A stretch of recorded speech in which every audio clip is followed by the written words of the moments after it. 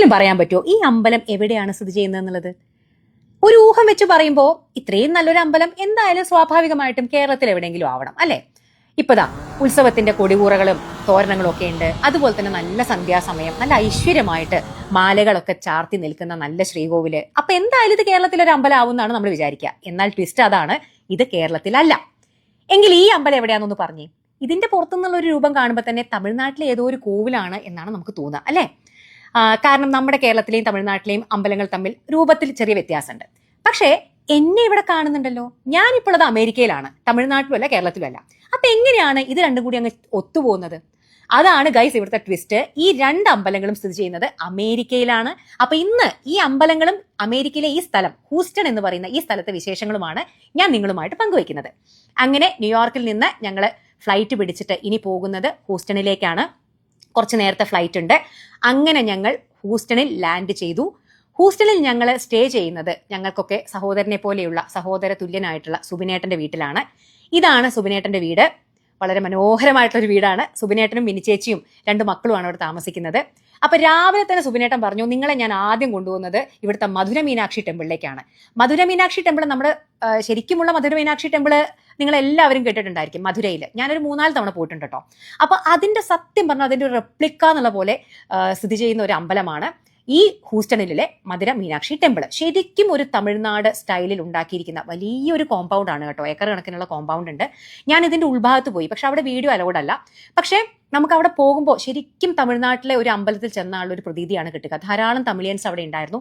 അവരവിടെ ഭജന പോലെയുള്ള സംഭവങ്ങളൊക്കെ, പാട്ടുകളും അല്ലെങ്കിൽ ഭജനകളൊക്കെ ചെല്ലുന്നുണ്ടായിരുന്നു. ശരിക്കും നമ്മൾ അമേരിക്കയിലാണ് നിൽക്കുക എന്ന് തോന്നില്ല കേട്ടോ. ശരിക്കും തമിഴ്നാട്ടിലൊരു അമ്പലത്തിൽ പോയ അതേ ഒരു ഫീലായിരുന്നു എനിക്ക് കിട്ടിയത്. ഇത് ആ അമ്പലത്തിന്റെ ഒരു ചുറ്റമ്പലമാണ്, 4 ഭാഗമുള്ള ഒരു സംഭവമാണ്.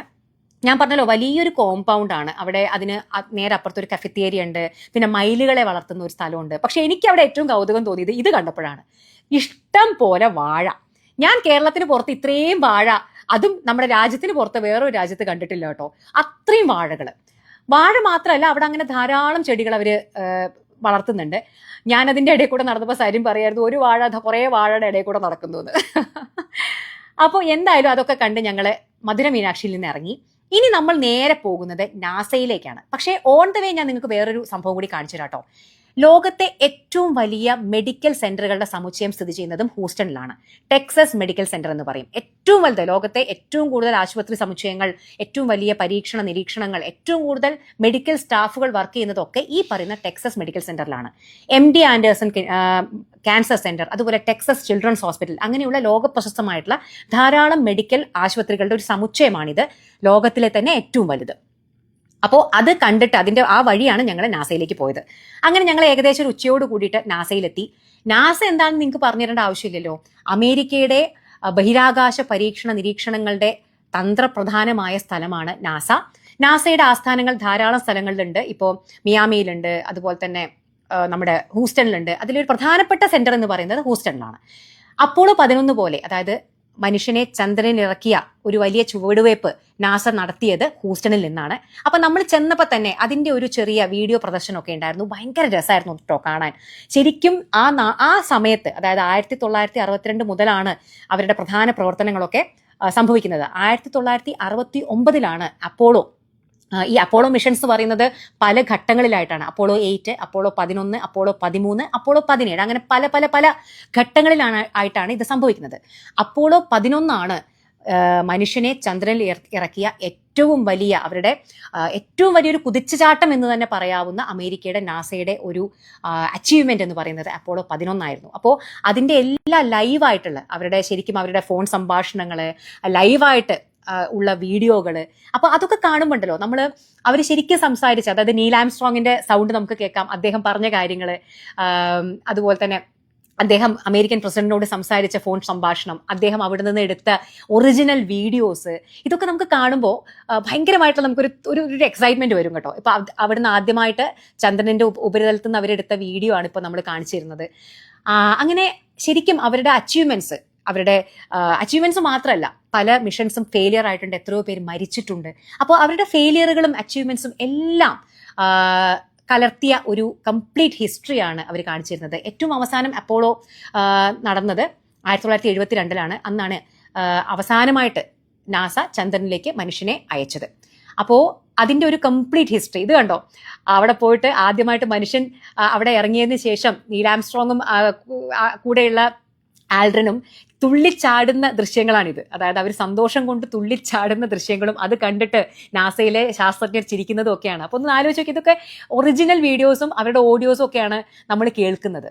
അതിൽ നീൽ ആംസ്ട്രോങ് പറയുന്ന ഒരു ഫേമസ് ഡയലോഗ് ഉണ്ട്, നമുക്ക് എല്ലാവർക്കും അറിയാം.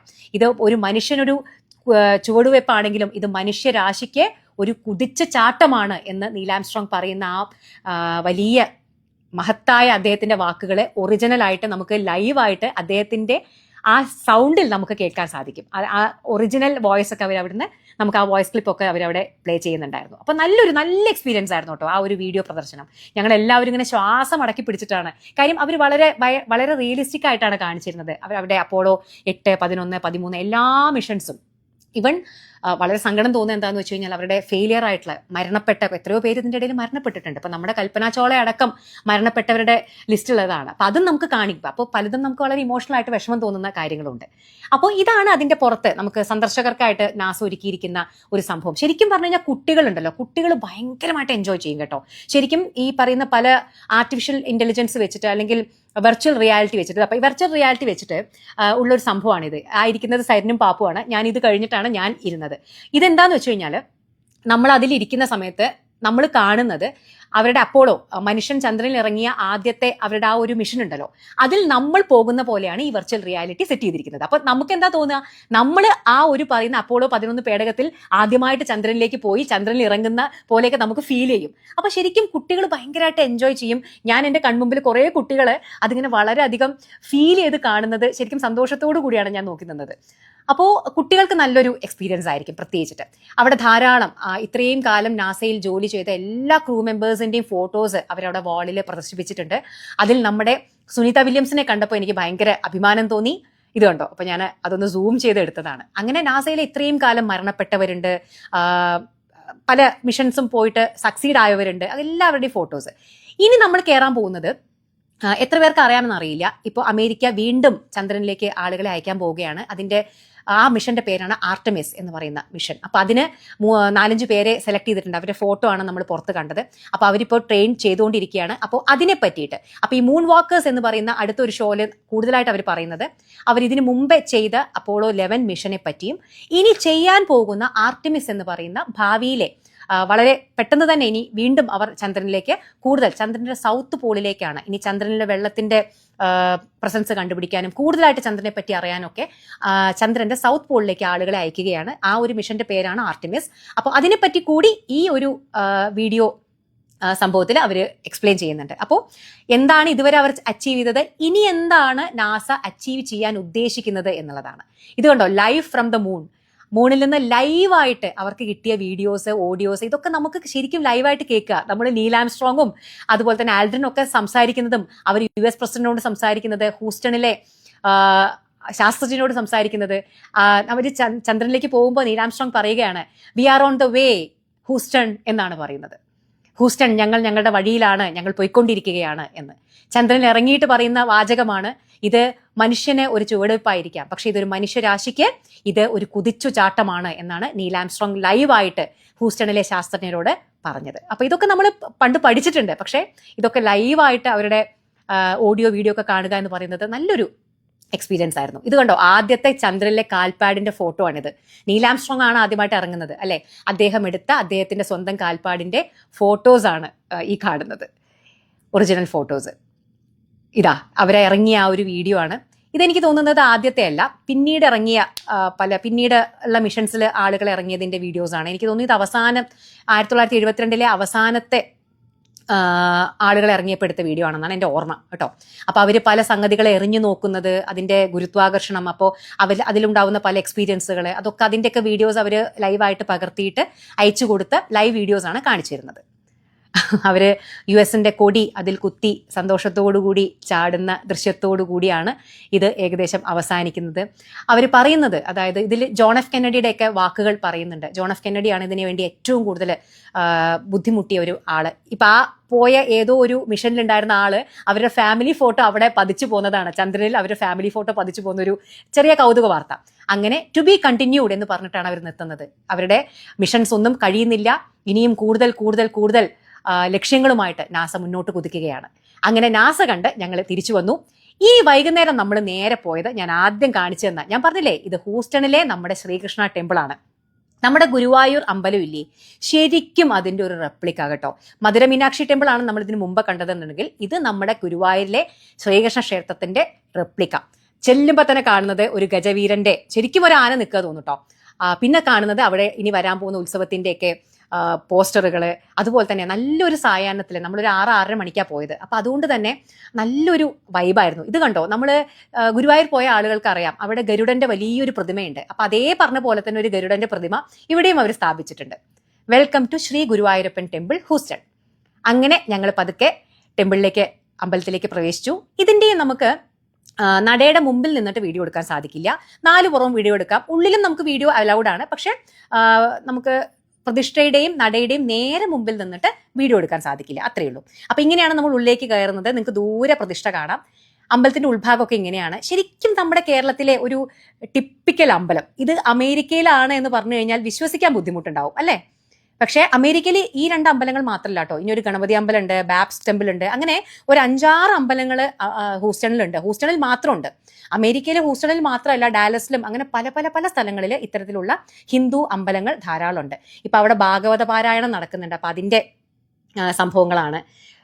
അവിടുത്തെ നിലവിളക്ക് ഞാനിങ്ങനെ ഓരോന്ന് കണ്ടപ്പോൾ കൗതുകം കൊണ്ട് എടുത്തതാണ്. ഈ പറയുന്ന വിഗ്രഹങ്ങളെല്ലാം അവിടെ വിൽപ്പനയ്ക്ക് വെച്ചിരിക്കുക കേട്ടോ. അപ്പോൾ അവിടെ ആർക്കെങ്കിലും ഇപ്പോൾ നമ്മുടെ നാട്ടിൽ കാണുന്ന പോലെ യഥേഷ്ടം കിട്ടില്ലല്ലോ. ഇത് അവരൊരു എന്തോ ഒരു മ്യൂസിക്കൽ ആൽബം എടുക്കാൻ വേണ്ടിയിട്ട് കുറേ പേര് അവിടെ ചെറിയ ഷൂട്ടിംഗ് ഒക്കെ നടക്കുന്നുണ്ടായിരുന്നു. അപ്പോൾ ഇത് കണ്ടില്ലേ, ശരിക്കും എനിക്ക് അവിടെ പോയപ്പോൾ നല്ലൊരു വൈബ് കിട്ടി. എന്നാലും ഒരിക്കലും പ്രതീക്ഷിച്ചില്ല. ഞാൻ അമേരിക്കയിൽ അമ്പലം ഉണ്ടെന്നൊക്കെ കേട്ടിട്ടുണ്ടായിരുന്നു. പക്ഷേ എങ്കിൽ പോലും ഇത്രയും ഒരു നാച്ചുറാലിറ്റി, ശരിക്കും നമ്മുടെ നാട്ടിലെ പോലെ ഒരു വൈബ് അല്ലെങ്കിൽ ആ ഒരു ഫീല് കിട്ടും എന്ന് എനിക്ക് തോന്നിയിട്ടുണ്ടായിരുന്നില്ല. എന്തായാലും നല്ലൊരു അനുഭവമായിരുന്നു. ഇതാണ് ദൂരേന്ന് ഭഗവാന്റെ ആ ഒരു പ്രതിഷ്ഠയുടെ ഒരു ഫോട്ടോ. ഇത് പുറത്തെ നാലമ്പലമാണ്, ചുറ്റമ്പലമാണ്. ഞങ്ങൾ അങ്ങനെ ചുറ്റമ്പലത്തിലൊക്കെ ഒന്ന് വലം വെച്ച് പതുക്കെ അവിടെ നിന്ന് ഇറങ്ങുകയാണ്. ഇതിലും ഒരു നല്ല കാര്യം എന്ന് പറയുന്നത് അവിടെ 4 പുറവും അമ്പലത്തിലേക്ക് വേണ്ട പൂക്കളും കാര്യങ്ങളും താമരപ്പൂ വരെ അവരിതാ അവിടെ തന്നെ വളർത്തുന്നുണ്ട്. എന്തൊക്കെ പറഞ്ഞാലുണ്ടല്ലോ ആ അമ്പലം നല്ല രീതിയിൽ മെയിൻറ്റെയിൻഡ് ആവുന്നുണ്ട്. അമ്പലത്തിലെ ശാന്തി നമ്മുടെ ചെറുപ്പശ്ശേരിക്കാരനായിരുന്നു, അദ്ദേഹത്തെ കണ്ടൊക്കെ സംസാരിച്ചു. എന്തായാലും അടിപൊളി എക്സ്പീരിയൻസ് ആയിരുന്നു.